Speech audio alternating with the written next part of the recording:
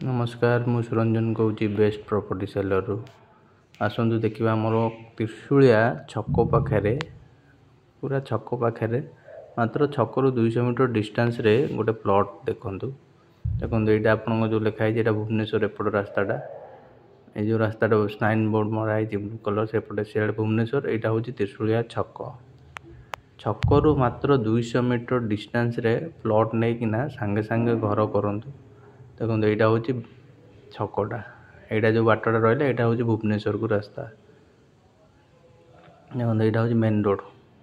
कटक रु भुवनेश्वर जो त्रिशूलिया बारंग दे जो मेन रोडटा से हूँ मेन रोड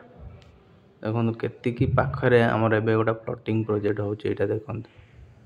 जो लिखाई देखो यहाँ जो लिखाई आदित्य बेहार टू यहाँ हूँ आम प्लॉटिंग प्रोजेक्ट गेटेड सोसाइटी ये देखो आम फेवर ब्लॉक रोड ऑलरेडी हो गलानी 30 फीट रोड फेवर ब्लॉक दौचु ब्रांच रोड भी आपनकर 30 फीट रोचे आगुरी प्लॉटा थरे देखई आ गोटे मोर वीडियो रे ये देखो एबे किंतु हमर फेवर ब्लॉक रोड हो गलानी इलेक्ट्रिफिकेशन भी आसलानी देखो छकर केतिक डिजाइन यहाँ हूँ त्रिशूलिया छकटा यहाँ जो देखा यहाँ हूँ त्रिशूलिया छक छकु मात्र 200 मीटर डिस्टेंस रे देखो यहाँ हूँ आम प्लॉट ये एंट्रेंस गेटटा देखो फेवर ब्लॉक ऑलरेडी रोड आमर ये कम चली आगु महरम थिला एबे फेवर ब्लॉक रोड कम चली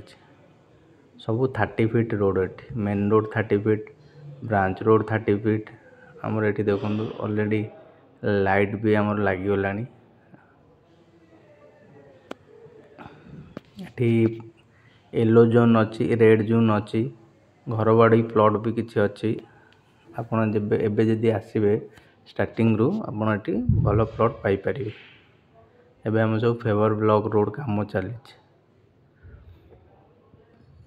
एपर्यंत हो गलानी आहरी भी काम चलती यहाँ टोटाली 30 फीट रोड सीधा जाऊँगी स्टार्टिंग अच्छी आसतु भल भल प्लॉट अच्छी तथापि आम 10टा 12टा खंडे रेस्ट्री सरला आहरी भी सेकेंड फेज रे भी अच्छी केते रेस्ट्री हबार भी आहरी ऑलरेडी लोक बुकिंग कर रेस्ट्री हम आ भितर यहाँ मात्र त्रिशूलिया छक पाखे कटक टाउन ये मात्र 2 किलोमीटर रु 2.5 किलोमीटर भितर हम खाली ब्रिज सेपटे आपणकर कटक एपटे 6 किलोमीटर डिस्टेंस रहा भुवनेश्वर कटक रहा 2.5 किलोमीटर डिस्टेंस रे कटक देखो एगुरा सब हम 30 फुट एगुरा सब फेवर ब्लॉक रोड हम एबे हम रिसेंटली डेवलपमेंट चली स्टार्टिंग अच्छी आसतु भल भल प्लॉट ये पाइपर एगुरा सब आमर लाइटिंग भी लगिगला ये 6 रु 7 एकर उपर आमर ये डेवलपमेंट काम आरंभ हो पाखे सब घर अच्छे आप ना सांगे सांगे भी ये घर करें छक पाखे 30 फीट रोड रोचे देखो ये रोडटा आमर सीधा एमती जो महरम पड़ी सीधा एमती 30 फीट रोड जाऊँगी बाम पटे डाम पटे साउथ नॉर्थ फेसिंग रे भी प्लॉट रोचे एबे मपामपी चलती प्राय सब प्लॉट पोजिशन आमर बाहरी गलानी एबे खाली रोड गड़ो जी जी एरिया कहे से एरिया आम काटिकी दिहब